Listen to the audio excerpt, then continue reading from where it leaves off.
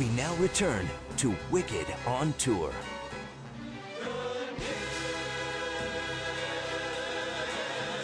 She's dead.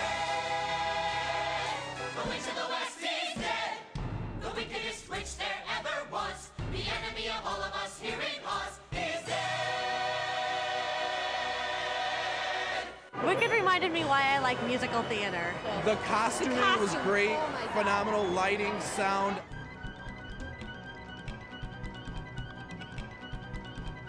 They told us outright, we are not making cuts in the show, we are not downsizing the show, we are bringing the Broadway version to the United States. We see it as our job and our challenge to bring the best possible production everywhere. There is magic on stage where monkeys fly and broomsticks levitate. The work of Susan Hilferty, who won a Tony for designing the costumes, and Eugene Lee, who won a Tony for his magnificent scenic design. Their work is extraordinary. What I think was so interesting about Eugene is that he came in with a model at the very first meeting, which is pretty close to what we see on the stage now. There were lots of changes in detail, but his concept is the concept that you see. I remember when we first walked in and saw the sets. Your mouth drops to the floor. That's pretty much how it was. The sets are very big. I understand this is a 14-truck tour. That's a lot of sets. There's a lot of scenery that's built that the audience really never sees. There's lots of staircases and things to hold up some of the actual pieces of scenery. There's always twice as much scenery on stage than people ever see, just to make the scenery that we do see as wonderful as it is. The gears and the pulleys that are naked to the eye as representative of the world that this wizard runs, where he has no power, it's all mechanical, except when the green girl reveals her magic, then the world is magical. It also suggests a timelessness because it looks somewhat like the inner workings of a clock. If you have a great costume, all you have to do is show up. It's one of the great secrets of acting. And Susan Hilferty has created extraordinary costumes for this show. A costume designer is a storyteller. I help create character.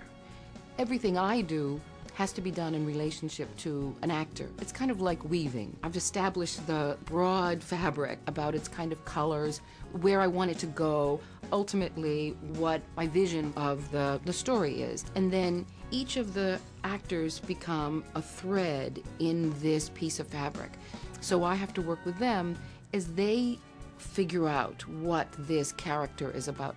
I'm not just looking at their clothes and saying, is the hat right? Are the gloves right? I've got to constantly be asking myself, is this the right character choice? I got choked up looking in the mirror because it's just all the man hours that go into it and the beating, and it's so magnificent. I was like, are you sure? I get to wear this? This is a place where animals speak, so that you know that it's different. We're not in Kansas anymore. So there'll be top hats with two tops to them instead of one. You'll see how I picked up little bits of the turn of the century. There are lots of bits I took too from the Denslow illustrations of the Wizard of Oz books. I wear a sort of a half mask with horns and kind of a big nose, because I am a goat. They're unusual costumes, unique patterns and unique angles, and they help create the magic of Oz. We needed to create sort of this fantasy world with the makeup and with the hair and everything. I took basically the sketches that Susan had done, and I looked at the picture of the person that was playing the role, and then sort of sat there and just created a look that would work for them, but that was a little kind of funky and not so much just like a regular theatrical makeup. Wicked is a challenge wig-wise because everything is so individual. We still sit and make the wig like they did in the 18th century. And you're maybe using 2 or 3 hairs at a time. There are over 90 wigs in the show, and one of the men, I think he has 6 wig changes, and so even the men have wigs. Like my wig? No. There are wonders like I've never seen. It's all grand and it's all green. I think we found the place where we belong. The relationship between a director and a choreographer is so intimate, because, especially in a show like this, because, you know, you're never really sure where one person's job leaves off and another one begins. When I first got involved with the show, I didn't know where the choreography fit in because it was so unusual. I thought that this had to go more into the modern dance form instead of Broadway theatrical dance. So it was really like taking each character into consideration and finding some sort of quirky style. When you're dancing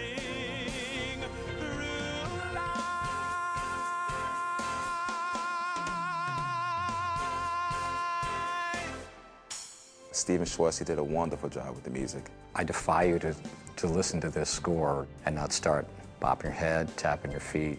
It's very, very infectious. I came across some of my early sketches the other day, and I noticed that the tune for Defying Gravity was there. So I think pretty early I had a notion of what I was going to do. His music is so smart. It's just a pleasure and a dream to sing his music.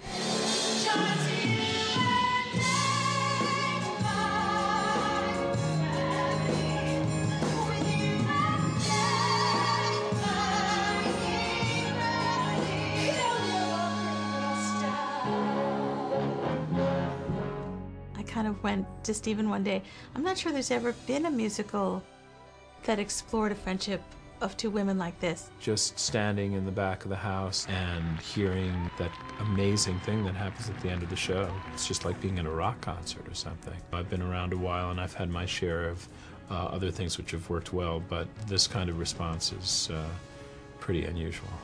It made us laugh, it made us cry. Oh my God, I was bawling my eyes out. I loved it. All of us have a little green in us somewhere. Stephen and Winnie and I had always known that there was something quite magical in this idea, but I don't think any of us were prepared for the overwhelming response of the audience and the overwhelming emotional impact it had on us.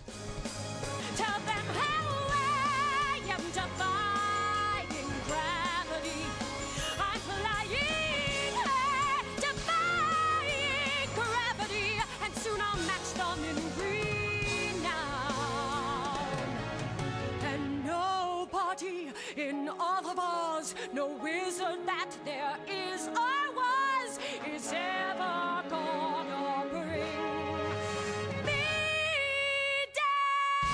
I hope you're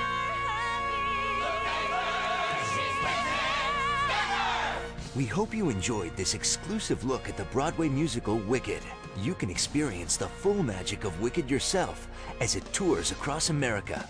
For tickets or to find a list of the tour cities, go to the website www.wickedthemusical.com.